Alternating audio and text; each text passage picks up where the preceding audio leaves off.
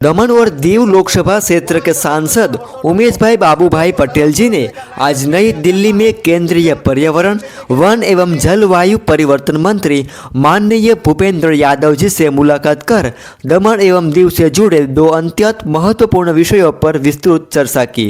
मुलाकात के दौरान सांसद ने वापी जीआईडीसी औद्योगिक क्षेत्र से उत्पन्न प्रदूषण के कारण दमन क्षेत्र में पर्यावरण और जन स्वास्थ्य पर पड़ रहे गंभीर प्रभावों का मुद्दा प्रमुखता से उठाया। सांसद ने मंत्री को अवगत कराया कि पिछले कई दशकों से वापी के औद्योगिक क्षेत्र से निकलने वाले औद्योगिक अपशिष्ट, वायु प्रदूषण तथा रासायनिक तत्वों के कारण दमनगंगा और कोलक नदियां गंभीर रूप से प्रदूषित हो चुकी है, जिससे दमन क्षेत्र में पर्यावरण, समुद्री तंत्र और जन स्वास्थ्य पर गंभीर खतरा उत्पन्न हो गया है। इस संबंध में सांसद ने केंद्रीय पर्यावरण मंत्रालय से तत्काल हस्तक्षेप कर प्रभावी कार्यवाही करने और दमन क्षेत्र में पर्यावरण संरक्षण के लिए विशेष कदम उठाने की मांग की है।